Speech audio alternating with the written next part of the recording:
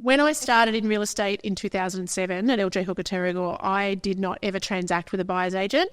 The only buyer's agent I ever saw in my 10-year career there, the only one, was Carl Barron came up from Sydney to buy an acreage, and he had a buyer's agent.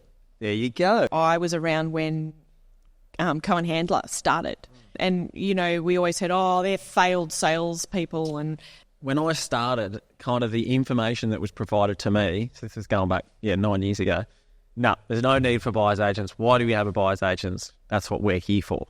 Which, look, I understand, but obviously times change. Yeah. And obviously the biggest shift that I see, and this is obviously pre-COVID, post-COVID, is how many people are coming up from Sydney and how time poor people are. I know you guys have mentioned on your podcast before how time poor people are, but honestly, that's a big factor. Yep. And obviously, you got to imagine, as us as real estate agents, we are there to look after buyers as well. However, most of the time, we will predominantly show them our stuff. 100%. You know, ultimately, if I have a buyer and I see that it's the perfect house, I will still be the agent. There's exceptions. It's like, hey, look, that's the perfect house. That's a good agent. That's about as far as that kind of goes. It's like, see how you go.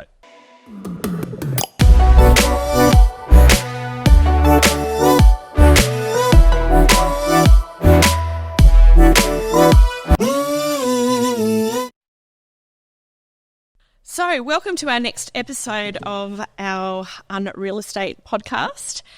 Super excited today to have James Keelan join us, who is a successful selling agent on the Central Coast and who we've had the pleasure of doing a number of deals with.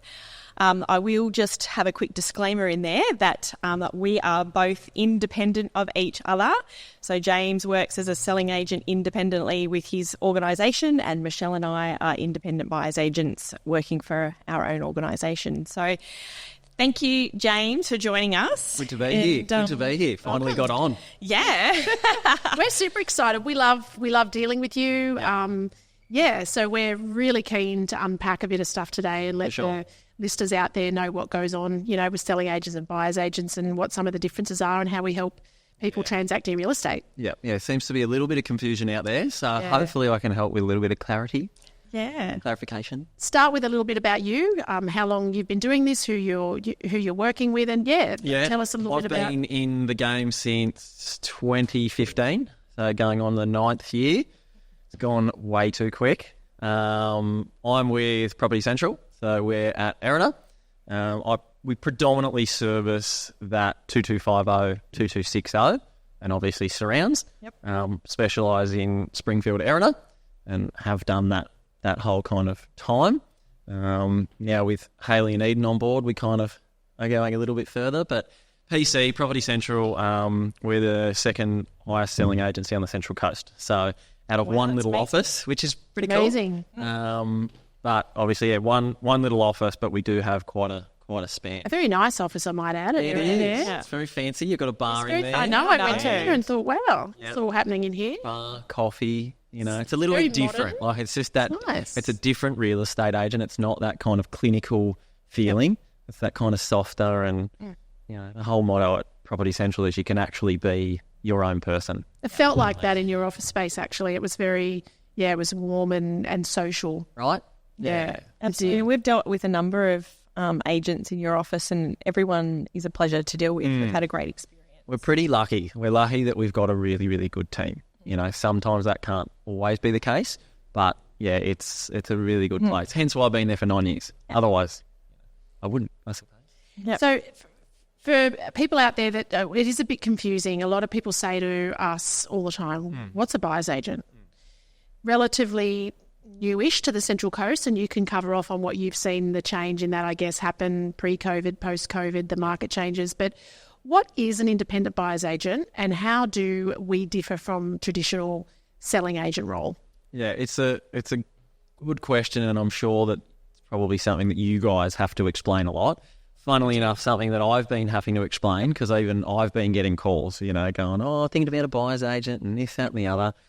I think for us, basically, there are certain clientele that can use that extra assistance. So, you know, for you guys, you can bring on that extra assistance of, how time poor people are, basically. Some people cannot physically get up. Like, we'll always do our very best to try and get anyone through a property at most times. But we're talking sometimes people are like, look, I'm so busy Monday to Saturday. Everyone's busy these days, right? Yeah. We can all agree. So having that third party that's kind of in their pocket, if that makes sense, to go and look at homes on their behalf, I think that's where I see such a big role for buyers agents. And obviously this has all changed quite a lot in my 9 years. Certainly COVID time, I found that was like a big shift, especially because of how many people are coming from Sydney. Like, we're getting, so every weekend we'll always ask, like, what area are you guys coming from? And it's just so that we have the data to go, okay, where are buyers coming from? So we can let owners know, so we know where to advertise, we know where to direct everything. And honestly, 80 to 90% every weekend is Sydney-based. There you go. We find it too. 70% of our clientele clients. are from Sydney, a small percentage from overseas or other states, but predominantly Sydney. It's massive. It's just that massive change. And you can't blame people.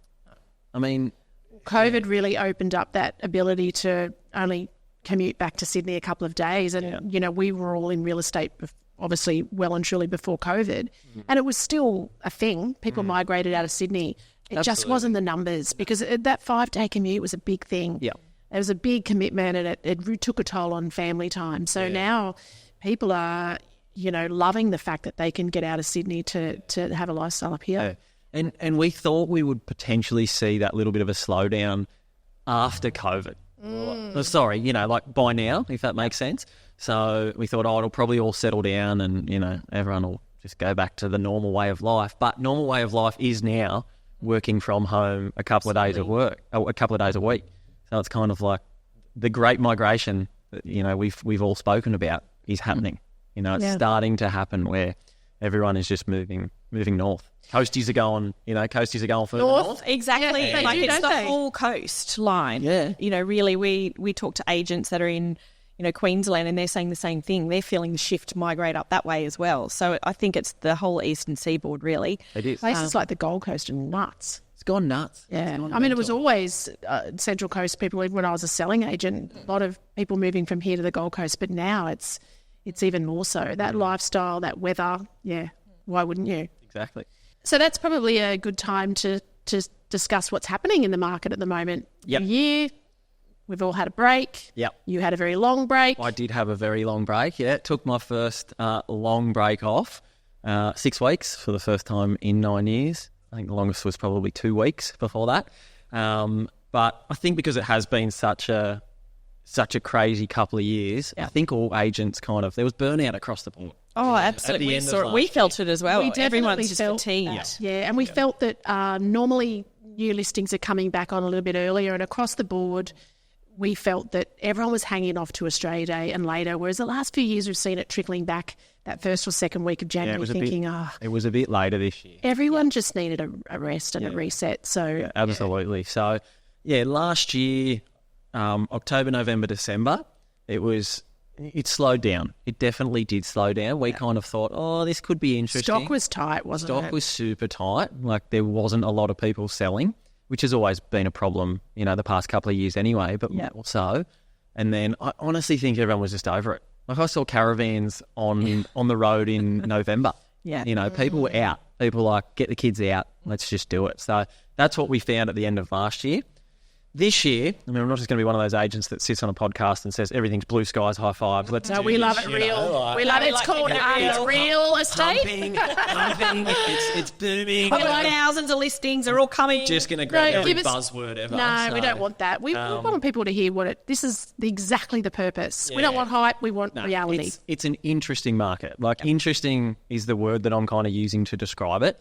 And it's probably back to more of a normal market where we're getting huge numbers through the door. So I think you guys are seeing it, no doubt, I know it looks like auction day on some open homes. It's like, oh my gosh, have I missed the memo? Literally. So we came back and we were getting 20, 25 groups through the open homes, right?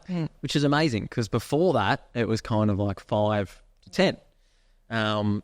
However, in that 25 groups, you might only have 1 to 4 to 5 genuine buyers that are genuinely ready to buy. So have their pre-approval, have sold, or genuinely cashed, ready to go. Yep. Apart from that, it's people thinking about moving up to the coast, just trying to figure out their, where they're going to be, and that's all part of it. Like we encourage that. Yep. But it's just really interesting to see that shift. Yep. So, you got to imagine that's a big portion coming through open homes that are literally just doing their they're doing their research. There's a lot of, we're at research level. Yep. Where, whereabouts in Sydney, and us as agents, we're actually having to educate buyers a lot more now than we probably ever have, because they could be looking at Springfield, Erina, Greenpoint, and then they'll throw in a smoky like Hamlin Terrace or the Peninsula, the Peninsula, your minor, because it's that kind of, it's almost like it's segmented now between your train line suburbs and beach suburbs. You'll have two different buyers. Some buyers coming from Sydney and they're like, we don't really care. We don't need to be anywhere near the train station. We just want beach and that lifestyle. Then you got the other pool that's basically train line suburbs that are close to a train station, 10, 15 minutes. Springfield obviously being a great example. You're that 10, 15 minutes to both directions. To obviously Terrigal, Wombi, and also the train station. Hence why it's so popular. It's very central. That's why it's booming. So it's a really, really interesting market in that sense. We're still selling property for good money. They seem to be selling, I think we looked at the stats, and you're looking at about 55% seem to be still above the price guide, which I know buyers are probably listening to that going, it's so frustrating, but obviously it is the buyers that take it there. Exactly, and we've talked about that a lot because we hear that as one of their concerns. Yep. And I did an interview yesterday with the media, and their story was about underquoting, and my answer to that was it's so much more complex than that. And we have to remember it's actually the market or the buyers that are actually driving it for so many reasons: shortage of stock, FOMO, tired of missing out, etc. There's so many reasons driving it. It's not just a matter of the price guides are incorrect. And also, too, we're off the back of unprecedented times. So the comparables that people are looking at are off the back of the huge once-in-a-lifetime growth period we saw. And there's some areas where there's not a lot of comps, so it's really hard to price. So sometimes you do need the market feedback. And the market talks, and you hear, and you obviously see it. You give the price guide, and then you've got that one buyer who comes in on a Tuesday who's over it. And we know because that's when we get the majority of our inquiries, Monday and Tuesday after Saturday. Monday is a really busy day. They do. And they swoop in, they go, I'm over it. I'm going to pay you $100,000 more because I just want it off the market. Yeah, okay. And as a selling agent and a vendor, it's like, woohoo, that's amazing. Yeah. But then there's buyer's remorse, of course, after that. Because they go, oh my God, I've just set the suburb record. Yeah. We're finding it's still, we've got that little bit of like a bidding war going on. Yeah. Again, I know it's a dirty word, but where you've got multiple interested parties, so we're still at that level. So that's why I kind of say it's interesting. Like it's a good market. Competitive. It's competitive. We went through a property on Saturday that had, again, like you say, over I think high 20s, 30 groups through, and there was a lot of activity on that property Saturday evening. But we're back to those times where it's quite a job for you to sift through those people, isn't it? So a lot of agents say to us, oh God, I've got to make all these calls and work out who's who and who's a buyer and who's not.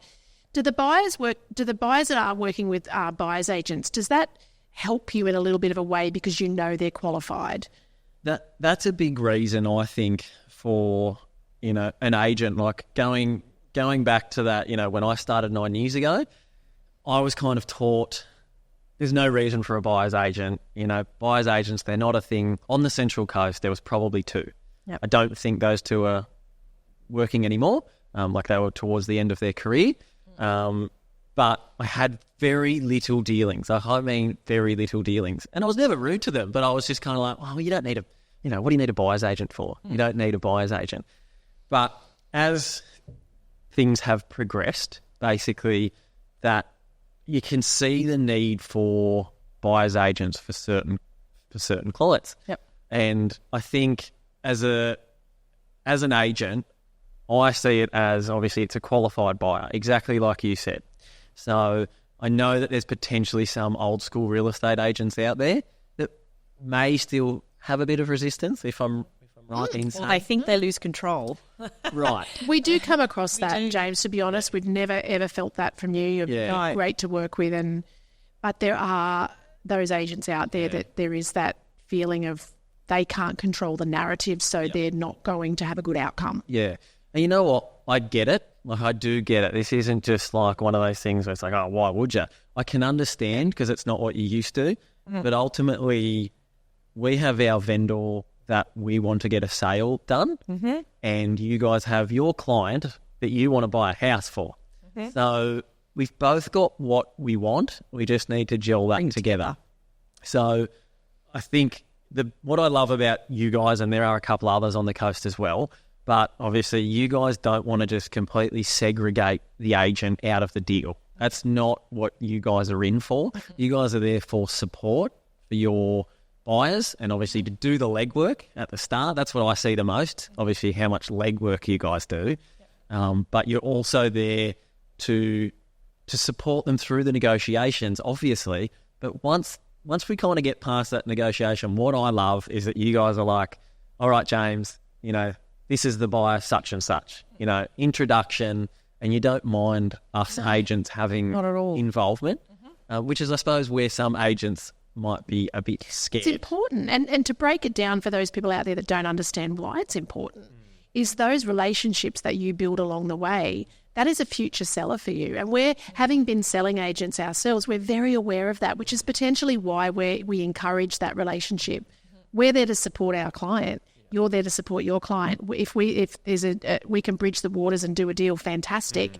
But it's important you get that relationship as well. Yeah. They're our client, but they're also yours. Yeah. So we get that. And we look at it a little bit differently. We still feel that we're part of a team. So when we're working in negotiations and trying to purchase a property, yes, there's a conveyancer, there's a pest and building inspector, like there's this team of people, and we very much believe, and maybe it is because we've been selling agents in the past and we get it, we're all part of the same team because we're all trying to actually get to the same end result. It's the same end goal. It is. Absolutely. So it's super important.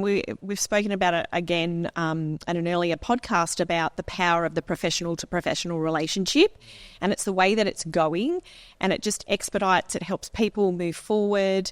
It's a more transparent experience because we can share among the two of us confidential information that you can't share to the general public. And it's not a matter of hiding information, but it's confidential, it's sensitive. But us working on the same team understand that, and it actually helps us all move our respective clients forward.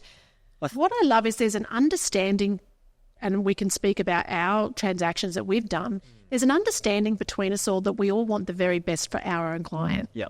Without there being any argy-bargy in it. We all want the outcome to be the best for our client, but we get to that point in a very civilised manner. Oh, yeah. We both know how, and I do actually think probably coming from that sales background from you guys, you've been there and you understand it. So I think having that knowledge there is actually that's a big thing there. Like to set. I don't think there's any other buyers agents on the coast that have been selling agents. Yeah, I'm not 100% sure, but I think sitting here kind of thinking about that, we feel like it's a big advantage. Yeah, because it's you guys understand obviously that us agents, we are there to represent our vendor. Obviously, we are still dealing with buyers. We're talking about obviously purely just buyers agent based here. We are still always there to look after buyers and buy a match, and we do that. We've got the database and we've got that whole system. But again, I think that this is more for those clients that need that extra assistance. Absolutely. And we were talking about that earlier, that we, as a selling agent, you are going to exhaust your own agency and, personal book of listings. But there's some people that you can't satisfy with that, and so they need extra help. But you, with your other listings and your vendor obligations, don't have the time to go and research other areas and other properties and take them on that journey.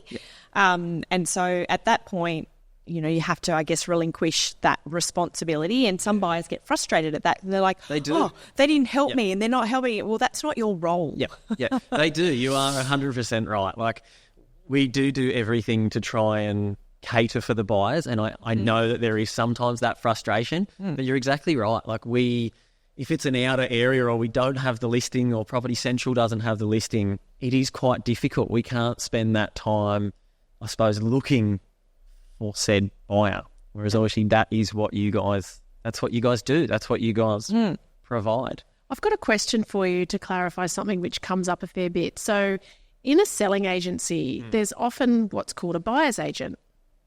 Can you clarify the difference between a buyer's agent who works as part of your team, and I don't know that you call your people that, but a lot of agencies do, and the difference between what we do? Yeah. Good question. And I think I wouldn't call them a buyer's agent. If there are agents out there calling them buyer's agents, sure. But I've got Hayley and Eden, for example, and a big part of both of their jobs are obviously looking after buyers and buyer matching. Yep. But obviously that's just a part of their role. Eden is a fully licensed real estate agent. Hayley is a fully licensed real estate agent. That's just a part of what they do. A buyer's agent... So they're representing the seller, really? They are. They're still representing the seller yes. ultimately. And I see the biggest difference between what you guys can provide and if you had an in-house buyer's agent. Obviously, again, it's going to come back to stock. So they're going to only show you stock of that agency. Yep. That's kind of a no-brainer. So, yeah, that's a tricky one. There's a lot of grey area.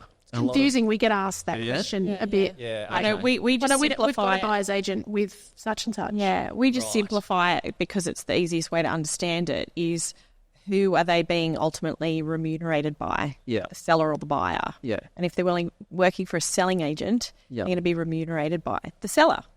So personally, I would look at if I was in an agency and they were calling it a buyer's agent, I would probably look at rewording to like a concierge or, buyer concierge or I don't know. I feel like it's changing a little bit with the growth of the independent buyers agency industry, particularly up on the Central Coast. Perhaps we're seeing that term change a little bit. It's been buyer's agent. Now maybe they are finding new words for it because buyer's agents are a bit more active, independent ones like us. So they're changing that. So hopefully over time we'll see that change because it's quite a confusing thing for buyers to understand in the market. Yeah, that's interesting. But there is I can sit here as an agent, I can say there's a really big difference between an in-house buyer's agent and an actual buyer's agent who is working across the whole, Property Centrals or whatever they are. Yeah. Our listeners love stories, personal stories. So we've worked with a few clients that you've even referred to us, actually. And one particular comes to mind that was quite an interesting story of a couple that... Can you run us through that? You might know who I'm talking about. They moved from the Blue Mountains and, they were struggling. And talk us through what happened with them and the outcome for them. They were massively struggling. And you'll probably have to help me jog my memory here because I can't remember what I did yesterday. But they were looking for a long time, like I'm talking like 18 months. Yes. Is that right? Yeah. Yeah, a long time. And I met them weekend after weekend, the loveliest people. Like we did try and help them as much as we possibly could because they needed help. They did need help. They were going through so many homes and potentially confusing themselves a little bit in all honesty. Which bit of analysis paralysis, we call it. Yeah, they were in full. They probably went a little too overs, and it's all part of the journey. It is. I got to a point where I was actually the one that brought it up to them. And I was like, have you guys ever thought about a buyer's agent? I was like, we obviously would still love to help you. We will still continue to help you. But for those properties that we can't help you with, because they were saying that they were struggling getting some service from some other agencies. And we just kind of said, look, we can't do a lot there. We can't help you there. Do your best. Go and have a look at this. Go and have a look at that. Yeah. But that's when I saw a bit of a scenario where I'm like, guys, have you ever thought about a third-party buyer's agent? Had they heard of a buyer's agent? They had no idea. Right. Yep. They had no idea, not a clue. And I kind of coached them through it. And I was like, this is what they do. If you'd asked me 8-9 years ago, I would have never had this conversation. But obviously because of the times, and I could see their genuine struggle. Like, honestly, I really could. Passed them on to you guys, gave a couple of options and just said, here you go. Said that we have had quite a few transactions and that you guys obviously are very proactive. You guys obviously got them on board and kind of took that journey, right? And I suppose that's where I kind of turn over to you guys and they're in all sorts where you guys got them from. Maybe that's really something struggling. you can help us through, because that's something we don't see as an agent, on the other side. And I think it's important because you trusted us enough and believed that we could help them and move them forward, and you'd exhausted those avenues. So rather than just lose them and let them go out there in the abyss, it was like an add-on service, and that's what they remember. They were eternally grateful to you for that. They were like, oh my gosh. gosh. They sent me a message after, Even which though I was we really didn't actually thankful. buy from you in the end. I know, yeah. They were eternally grateful to you. Yeah. They Well, were. that's a good example. I mean, they didn't end up buying from us, No. you know what I mean? And because we didn't have the property for them. But you guys took them through that journey and ended up securing them something within how long? Like, they went from 18 months to... It still took us about 4 months, I think. There was still a bit of a 3 or journey. 4 months. It still was, because we found once they started working with us, and they put us through our paces dramatically because they didn't know much about buyer's agents, they still were on a bit of a journey because they still didn't understand fully. Even though they'd been out there in the marketplace for that long, they did not understand what their money could buy them. So we still had some work to do. And they also were these still people. a bit confused about where they wanted to be. Yeah. So we had to really narrow it down because they were a perfect example. They were there. They were just driven by the house that they liked, not really anything else. Yep. And so we then had to rein it in and, really identify the suburbs that they wanted to be in and felt comfortable, and they had access to all the things that they wanted to be close to. They needed someone to hold their hand. They had a few health issues going on behind the scenes that we didn't initially know about, which was creating pressure for them. Yep. I remember we had that conversation. And these are the hard conversations we have to have without offending people, right? You know what's... No. The client, so they were looking at 2-story homes. Now, at their age, we knew that would last for 5 seconds and there would either be an accident or they would have the house on the market because it just wasn't functional for them. Yep. And I remember we had that conversation. I wasn't very popular that day. But Sometimes it's uncomfortable, but they weren't going to be happy. But in the end, they were just like, you know what? We didn't like hearing it at the time, but we are so glad we had that conversation because you actually jolted us into thinking, oh my God, we actually need to think about this more. Like, when we're making silly decisions, you know? You know what? I think if we had that conversation as the agent, they would think that we had something, there would be an ulterior motive. There would be, you know what I mean? That would be the thought anyway. Whereas I think as the buyer's agent, ultimately you're trying to get them into a house with whoever agent. Doesn't matter which agent. It's just you guys are trying to get them the right home. Whilst we're on that, and it is good to share these things that happen, and this is something that happened to these people, and we didn't realise this until we got to the negotiating stage. They had looked at so many houses with so many agents. Everybody knew their story. When we actually found a property and were starting negotiations, that agent did not want to transact because he didn't think that they would go ahead. Right. So they had actually caused themselves problems in the marketplace by looking for so long and not moving forward. People knew them.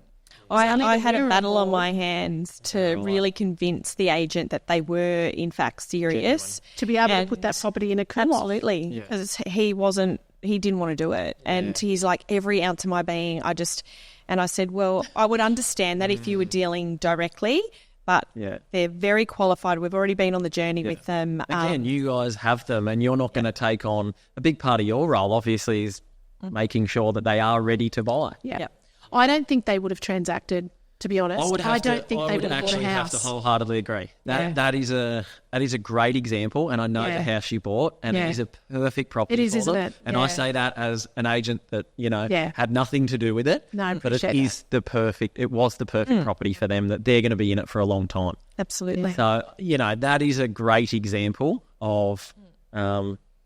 I don't know how I say higher maintenance without being rude, but obviously people that do need that extra mentoring, going support. Through, yeah. They came with 6 pages of requirements. Yeah. They did. Yeah, I believe there was a notepad, and they like ran through everything and then flicked the page. And So we had some work to do. Yeah. Because no one in this world is going to tick 6 pages of boxes. It's not going to happen. Yeah, not possible. So we had our work cut out for us. So thanks, James. But it was a great outcome. And they loved you for it. They were just as appreciative that you introduced us. So there's a really good outcome. Doing the right thing, right? But that is a good example, you know, of what you guys are talking about, of who would have a buyer's agent. And I'm assuming you guys, like, what is your percentage of more Sydney to? I mean, I know we're sitting here banging on about Sydney so much, but it's just because what we're dealing with at this current time of when this podcast is going on. Yep. We've actually just recorded another podcast about this exact topic because it is such a big topic at the moment. Yeah. 70%. Yep. It's been 70% consistently for quite some time because we're measuring. We love statistics. Yeah, stats. Right. And so we're always monitoring that as well. And actually, it brings me, just popped into my head another, big thing that people always ask about. And it kind of uncovers, I guess, 2 misconceptions that we can delve into. Oh, so another question that we had for you about misconceptions. No, so the first one is off markets. It's such a buzzword. It's a massive buzzword. So let's talk about this. Yeah, great to delve into that. And then secondly, that there's some kind of conspiracy, like selling a buyer's agency, and buyer's agents have this like thing going on. We're all in cahoots together. So they're the 2 things that I think are hot topics to talk about. Well, we didn't actually think of that, but we were chatting to a past client of ours, and she said one of the questions she gets asked about a buyer's agent is, they're just all in cahoots with the selling agents. Okay.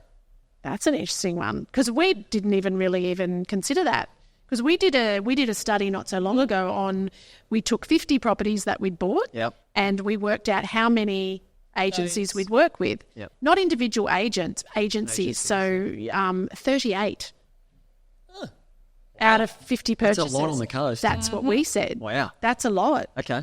That goes to show that we are independent. We cover quite a lot of ground. That's a lot of different offices. So when they say cahoots, I'm trying to unpack that myself. Yeah. So I've got to admit, it's the first time I've heard of it. As in what, we're doing deals for ourselves. So it's for getting we're just trying to get a deal done between the 2 of us. So we're not really interested in our clients' needs, the 2 of us. We're really about just getting the deal done. Yeah, and probably because they see that on TV, which is hype, and it's not actually what really happens.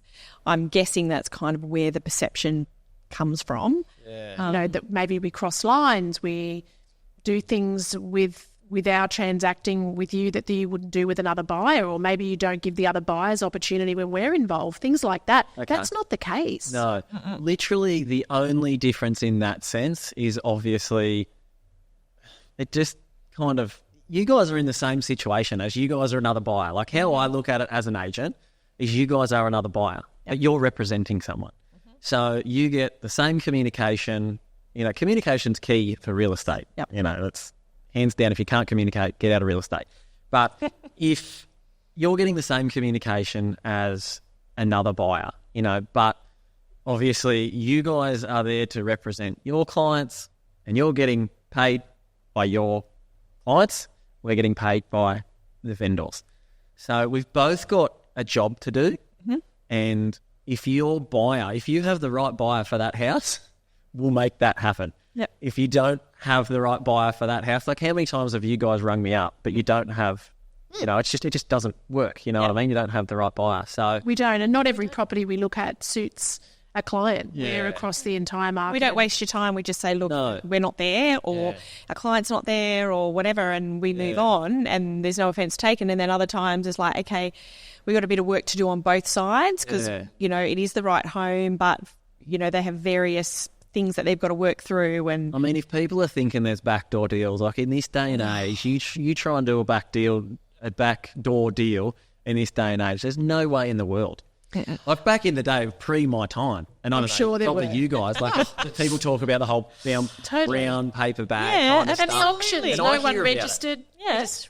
Yeah, I heard about it. I heard about the little, but it's just no one. You'd have to be the stupidest agent That's alive, yeah. Like it's literally career ending, and the fines are next level.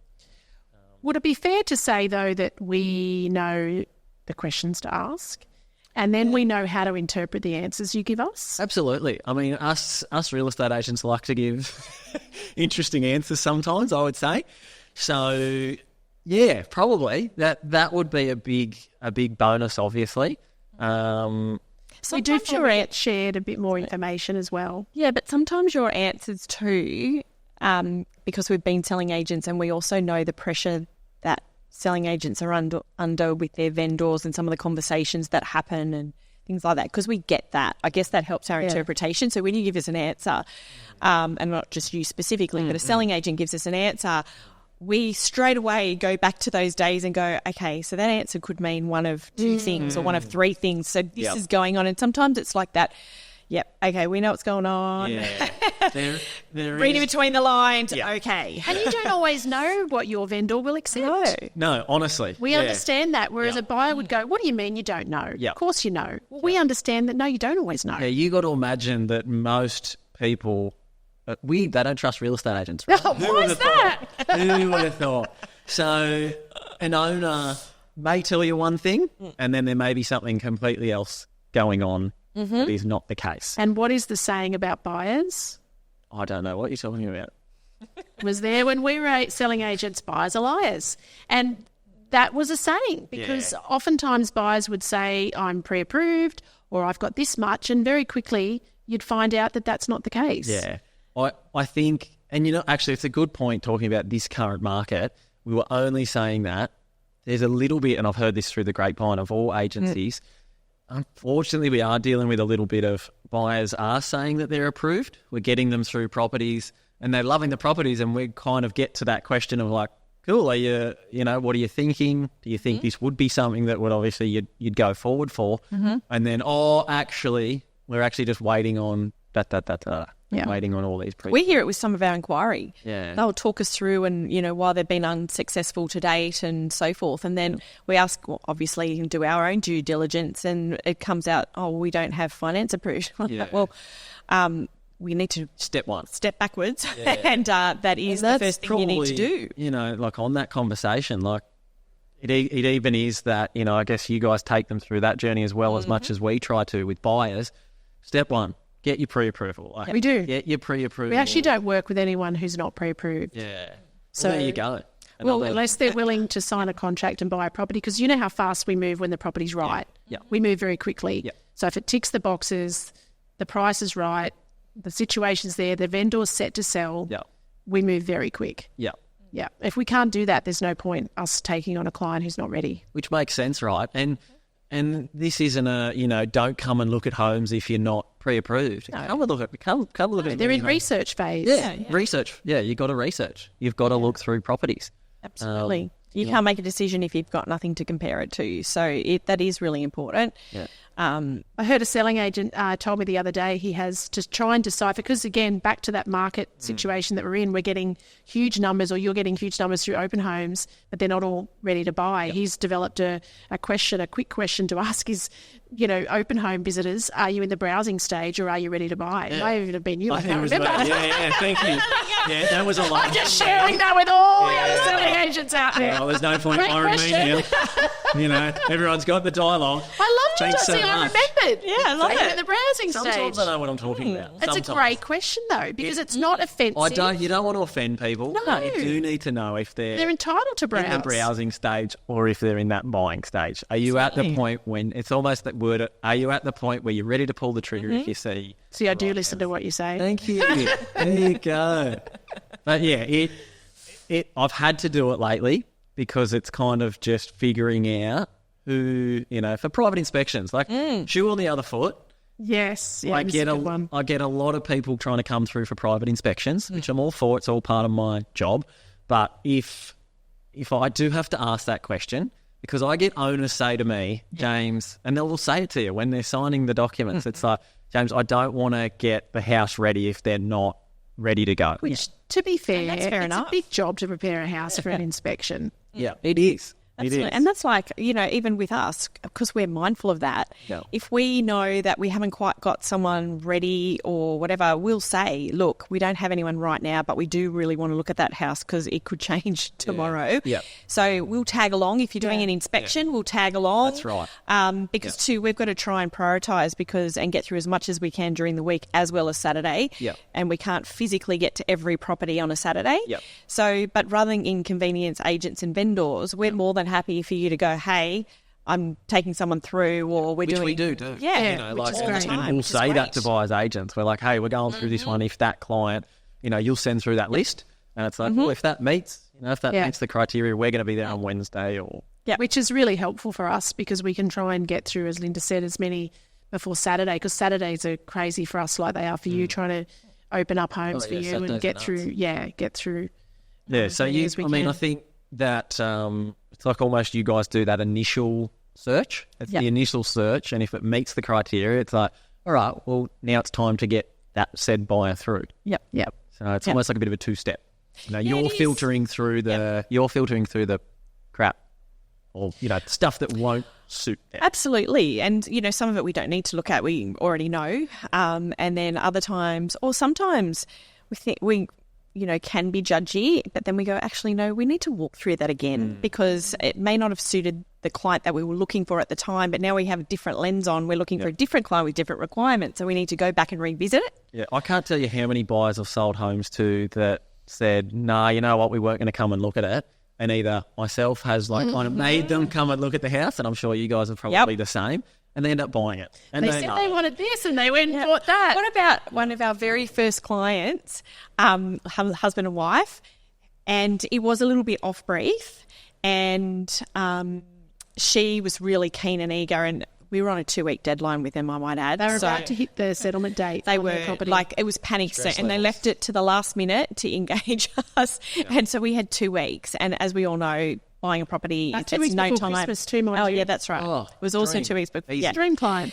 So, us new to our business, eager beaver, we can help everyone, took it on. Which you still like, having help. Yeah, I know. We are. And anyway, he flat out, he was like, no, I'm not going. Dougie's here, I'm not going to look at that I house. drove forget past it. I like it. Yeah, not looking at it. Anyway, I don't know what she did in the background, but she convinced him to go. And he was like a kid in a candy store. As soon as he walked in the door, she said, oh, my God, he's unpacking the furniture. How weird She is it, goes- hey? How weird is it? Like, She's like, he's outside, he's planning the backyard and the landscaping.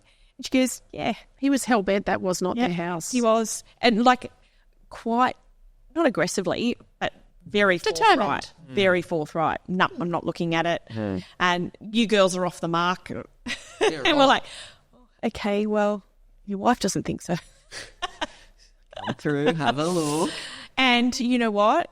They were amazing clients and they're great friends. And we bought another property for them since. But I think it was a lot of it for them as well. They'd not used a buyer's agent before. Right.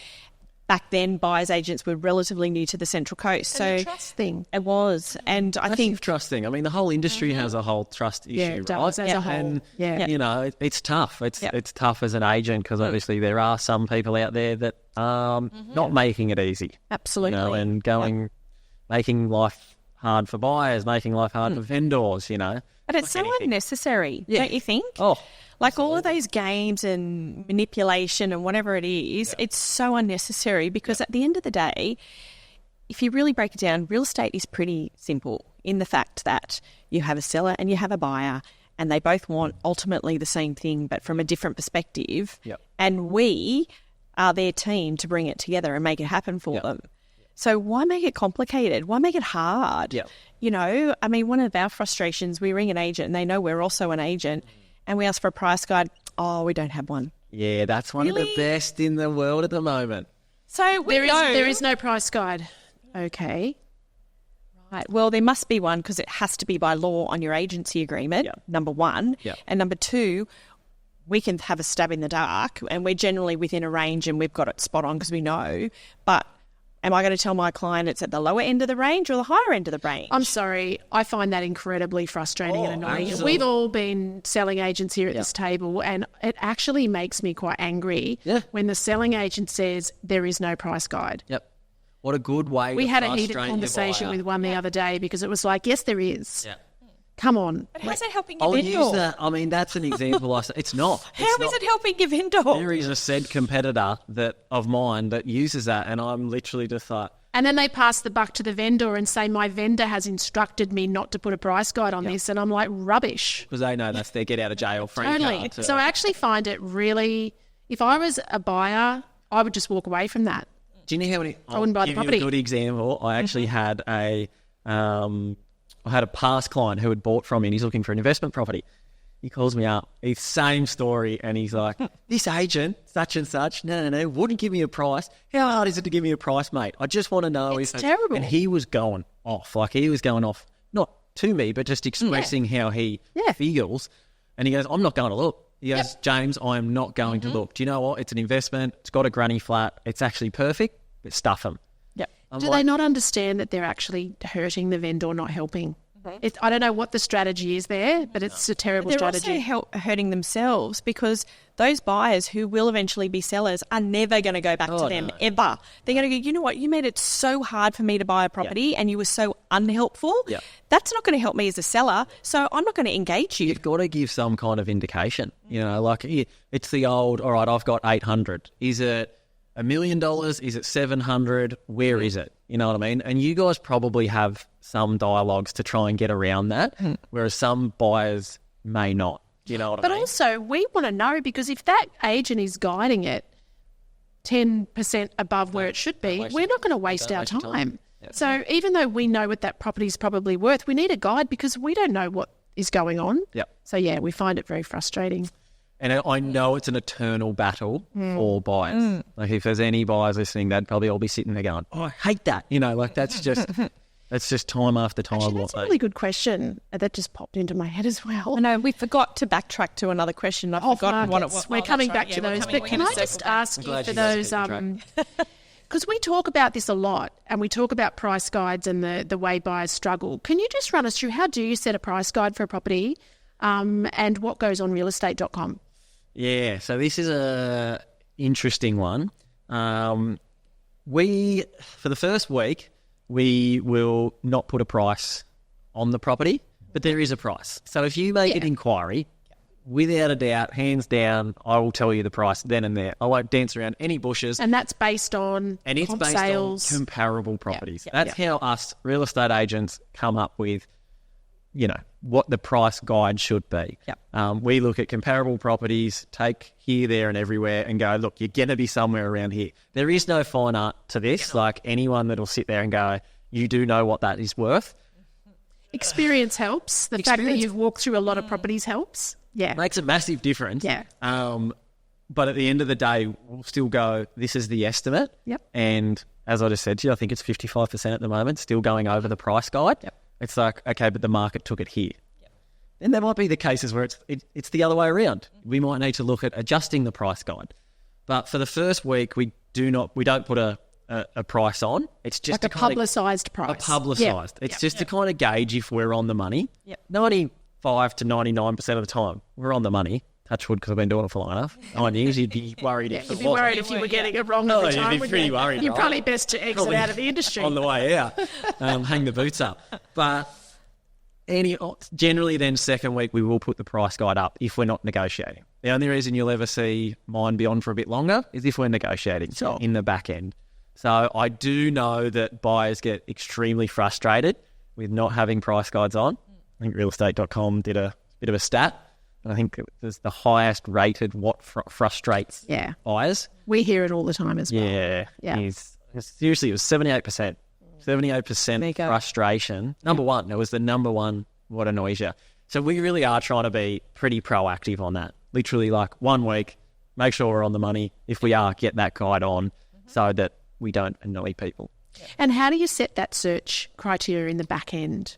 So when people are playing away on realestate.com and going, I want to put what are those parameters and how do you set those? So generally it'll be at the bottom end of the price guide. Yep. It's a very important point. It is. Yeah. There's a reason we're asking you. I this. could tell the bait. I could see the baited question. Loaded. No, we're not Loaded baiting. question. No, not by any means. It's to really help listeners understand how it's done. Yeah, I get it. And it is. It's the bottom end of the guide, so that you'll come up in the search. Great information. Just keep for in buyers. mind. Imagine if we set it at the top end. Totally. It wouldn't turn up in your search. So as much as you might say that's annoying, well, you also want it to turn up. We understand why it's done, and I think it's really important as long as buyers understand that's how it's done, because some buyers, that bottom end could be their top. That's and right. what they're doing is they're trying to buy property they can't afford. Yeah. Because it's human nature, though, that they're not looking at the bottom of their budget. They say that. They go, oh, it's here. They're all looking at the top end of their budget. So there's a disconnect, which we've spoken about before as well. Yeah. And so this is part of their frustration. But if they understand how and why the back end is like priced in that fashion, I think that helps for them to interpret, okay, well, this is my budget. I may not be able to afford this, but I need to do a bit more research, or I need to call the agent, or whatever it is, before I really engage and fall in love with this, or invest time and money into, pursuing it. Yeah. Particularly in a market that we're in where there's competitive buying. There is, Yeah. And it's, I'm still saying it's house specific though. Like it's Totally house is. specific, Yep. it's suburb specific. So- like here we are banging on going, overs 30, 30 So what are people those through. specifics, just to be a bit more clear? What are people looking for at the moment? What are the ones that are selling well and competitive? Renovated homes at the moment. Well, actually, it's both ends of the spectrum. So non-renovated homes, thanks to The Block and every renovation show that everyone watches. People do love the idea of renovations, but they want that at a bargain. Obviously, they want that at a bargain, because let's look at building costs at the moment. Crazy. Absolutely insane. Then there's the turnkey. I use the word turnkey. It annoys some people, but what I mean by turnkey is done. I go back to people are so busy at the moment. Majority of your clients do actually want done. Like I'm talking bathrooms, kitchen, floors, renovated, turnkey. Are they the ones going over? They're the ones paying good Okay. money. Because you got to think of it, 25 grand for a bathroom, 30 grand. At least. And the rest.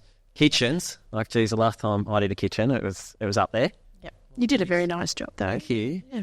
Yeah. But it adds up, And there's always problems that are unforeseen. You start ripping things out and you go, oh. There is. So I'm actually seeing a really, really good market for those that are done. And you guys are probably the same, I imagine. It's very consistent to what we're seeing. It is. And, we even have clients so much to say, oh, yeah, we'll be happy to renovate. We'll be happy to do a kitchen or bathroom. We start taking them on that journey and they're like, They change their mind. Oh, yeah, we didn't want to do that much of a renovation. It's like, okay, I'm glad we got there. clarify that. We are finding in the market at the moment that sellers are a little bit fragile, aren't we? We had a negotiation almost complete on a property a bit further up north and in Newcastle. And again, this comes back to construction costs. The reason the sellers were selling is they were, sort of 50% down the track of arranging a new build. Yep. Whilst we were negotiating on that property, they got their final build price, and it was nearly $400,000 more than what they had anticipated. So therefore, we're not buying that property. They pulled it off the market. So there's a bit of fragileness going on with some sellers that are potentially under a bit of financial stress. They're wanting to build, they're wanting to do other things, and things aren't going quite to plan. I don't know if you're seeing that. Yeah, everyone's probably listening going, is the market going to, is it going to turn or is it not? That's the great debate. Are we seeing the pressure? Are you seeing the financial pressure? There are some owners that are feeling financial pressure. And I mean, look at it, right? Cost of living It's enormous. is insane. It is. Yeah. What's happened to Interest mortgages? rates, they are feeling the pressure. I'm certainly not at a stage where I've walked into a property and the bank is knocking on the doors. No. And everyone talks about the 2008, housing crisis. I was there. Yep. Yeah, I wasn't, but everyone talks about it. Terrible. Yeah. It was disheartening. We were going into people's homes that bought them 10, 15 years ago and they were worth less. Yeah. And they would be in tears going, how could our house be worth less than what we paid a decade ago? Yeah. It was It would have been heartbreaking. insane. Yeah. It would have Heartbreaking. been. Yeah. But so absolutely nowhere near that, like without a doubt. When I say they're feeling a bit of financial pressure, there might be a pivot. I'm literally like, they're just pivoting and they're kind of looking at it and going, all right, can we sell this for X, which at the moment is still pretty decent money, and can I downgrade the mortgage? Right, yep. That's what I'm kind of seeing. So they have time. They're not. The bank's not stepping in. We haven't seen one bank sale since this. Because then the flip side of that, I've got 4 clients that I'm selling for that are upsizing. So there you go. riddle me that. It's a bit like COVID. You know how there were the people in COVID that really suffered, and then there were people that really did very well? Yep. I feel like it's a bit like that. There's the ones that are doing great, and then the ones that are... There's a big separation. There is. I feel like that separation's growing. That's a whole other can of worms. Oh, let's go down it. Let's go down let's the not go there conspiracy. today. Let's do it. What do you mean? Let's go down the age-old question, and a lot of buyers agents sell their services based on this. We see it every day. We're circling back. We're circling back to off Get me off that markets. topic. Yeah. Off I see what's market. happening. I see what's happening. We're ganging up on you. Yeah. No, I think it's a really good. We'd love your perspective on an off market, because some people think they're this and they might be that. Or You guys would get asked that question a lot. We get clients that say, can you act as a buyer's agent for us and only for off markets? you can imagine our response. Yes. They can be a great way to buy. They can be. But Yeah. I mean, it's weird. We sit at the table where we have actually done an off-market transaction. That was circumstantial. Yep. You know, the owners specifically said to me, James, I don't want to go to market. Privacy, don't want to pay the marketing. If I can get this money, I'm happy to go. They're the reasons, because everyone always asks me. we get asked that a lot. We get asked too. Yeah. Seriously, they're the reasons. Privacy, don't want to pay the marketing costs. You know, if they can get that money. Sometimes it's a tenant that they don't want to upset. Yeah, tenant. Would there be a personal circumstance maybe? Don't have to go through open homes. Like, to be honest, the list is pretty long, right? It is. Everyone's People got different. still tense about COVID and open homes, or not? No, really? not at That's all. Past. No, that's long Yeah. gone. Yeah, That's long okay. gone, thankfully.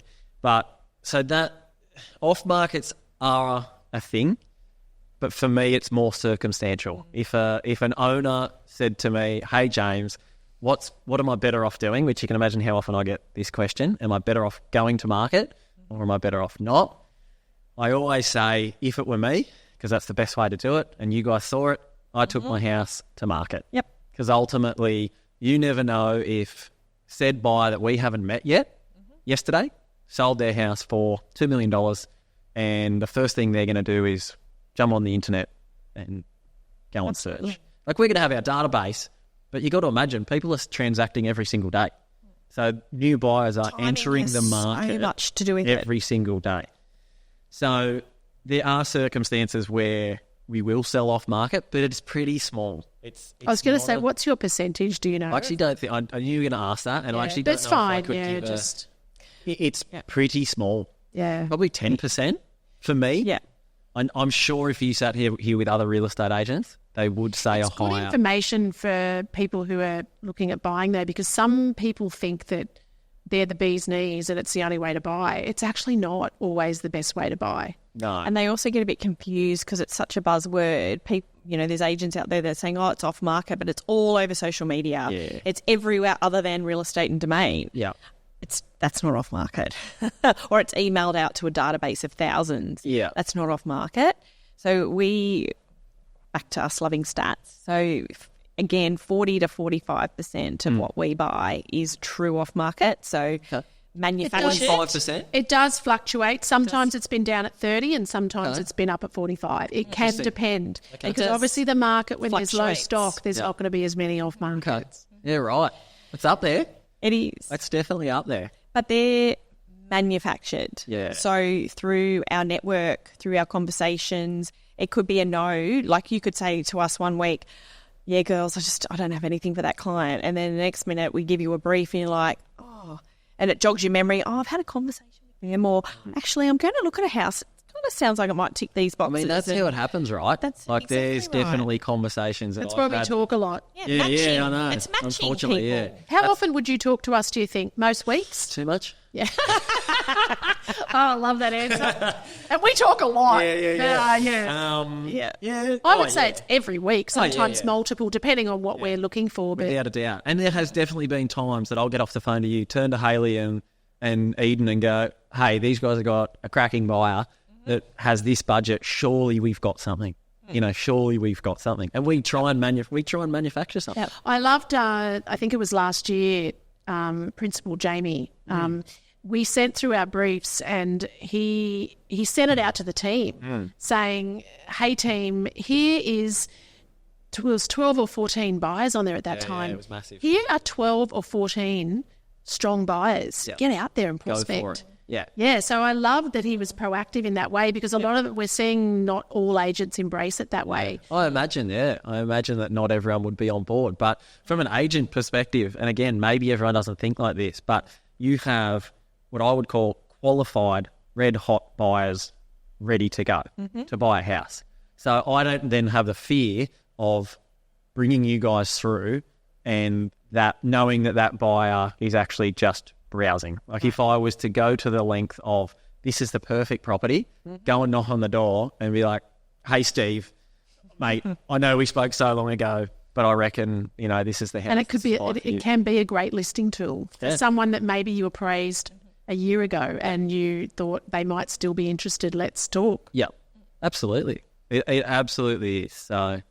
Love that. There's another thing, We get selling agents call us for help with pricing because, like you rightly said before, we are all over the market. We're across such a large footprint. Yep. And there's houses out there that, some selling agents might list that aren't necessarily in their patch or they don't know anything about, but we've actually walked through and we've physically seen it. And they're like, oh, we're really stumped on this one. I don't know what you've been through it. What were your thoughts, or what's going to hold it back? Or there could be a listing that's been difficult to move, and there's not been a lot of feedback. And quite often we get asked, okay, from a buyer's perspective, we're not really getting much feedback, or we're not getting any price information. Yeah. What are your thoughts? Yep. And we get asked that a lot, and we feel like that's a great way for us to help and give back and collaborate with selling agents. I guess as an agent, that's just taking the agent hat off, trying to put the buyer hat on and doing your best to try and see it from another perspective. Yeah. We get other interesting scenarios too where there'll be a vendor who's working with an agent on the coast and they'll actually ring us.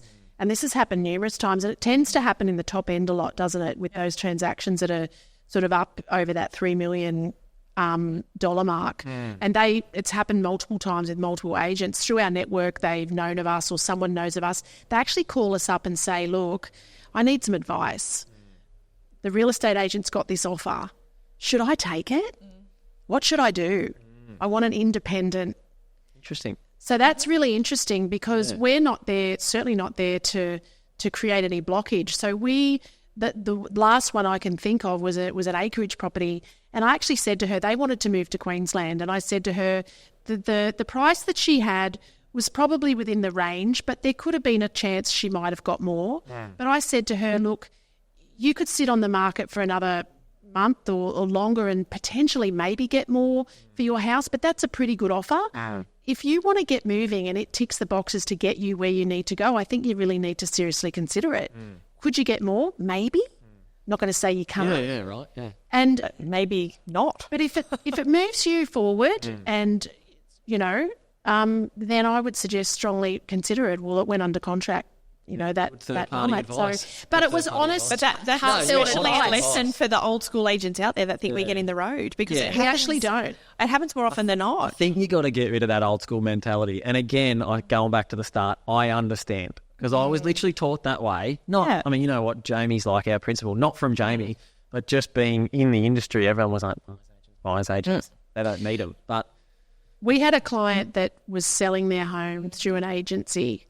And I won't name, of course, the agency, but they engaged us at the same time as listing their property.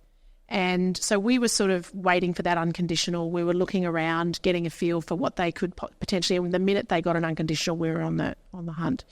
And that agent did sell their house. And when the shoe was on the other foot and he was trying to also find them something, working with us, he actually told them, you don't need a buyer's agent. They are getting in the way. They took great offence to that because they'd engaged us and that we have a great relationship with them and they knew we were there to help them. And it was really disheartening to hear that. That actually really hurt. Yeah. us. Especially too, because we've always been really supportive of them and their business. We actually recommended them into the listing. Oh, you must have lost my phone number. Yeah, it's out of area for you. But that was what was so disheartening. We actually referred them in. Yeah. And they turned around and stabbed us in the back. But it actually hurt them because at that moment, that client had no trust in them whatsoever. Yeah. None. Yeah. It actually hurt them. Yeah. But yeah, to say that's the old school mentality, unfortunately, that's out there a little bit. That's very no good. disappointing. Well, I do think it's changing. I don't think. Yeah, surely you're seeing it obviously change a little bit, but there's that little bit of pushback. But yep. Yeah, no, we love it. And we love the relationships we have. We have so many great, and it's fun. We don't all hang out on the weekends. People think, we say we have great relationships that sometimes span 20 years. None of us are hanging out at barbecues on the weekend. No. But it's business relationships. When the phone rings, you answer. Yeah. And we answer. And when we get asked to refer selling agents, we're the same as you. We don't just, you ought to use that one person. Give a couple. We'll give a couple, and they're obviously the best performing agents that we love working with, and we believe will be the best for our clients in that particular area where they're looking. Absolutely, yeah. And we try and give back as much. I feel like if all of our relationships could be like ours, vendors and buyers would move forward a lot quicker, really, at the end of the day. Fantastic. 100%. We've loved our chat. Good chat. Can we have you back again? I'll be back. We'd love to. Awesome. You just got to let me go down the conspiracy theory next time. No, not really. Things are always changing in real estate. The market's shifting. Always shifting. Lots of things are shifting. So we would love to have you back. Yeah, down the track. I mean, we're literally taking it quarter by quarter. If anyone was to ask me the question, what do you think's going to happen? The old crystal ball question, which I'm sure you guys get as well. Can we ask? Yeah, we are. Brief, what's going to happen for the rest of the year? Great question. We really are taking it quarter by quarter at the moment.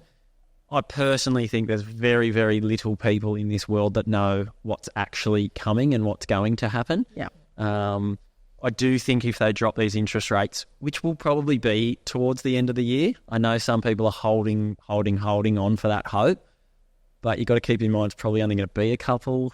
This is all speculation, but it's probably only going to be a couple of interest rate drops. It's not going to be world changing. Yeah, great. And I think it probably will be later. It'll be later than obviously the Fed dropping, and then we'll be a bit later. Yeah. Which I do think will potentially then have a little bit of a flurry. But beyond that, who knows? It's the most who knows. Who knows question. A bit like the Melbourne Cup, really, isn't it? Like the weather, all of those things. Like there's so much speculation. Gets it wrong every day, right? Yeah. So we're just trying to take it quarter by quarter. And at the moment, there's still enough activity. Supply and demand, that's the simplest thing of what it comes down to. Supply and demand. And at the moment, we're just not building enough. We're just not building enough homes, right? There's definitely not enough supply. So here you go. Good luck out there, buyers and sellers. And thanks, James. I've loved it. Great insights, and thanks see you next time. It's been awesome. Thank you.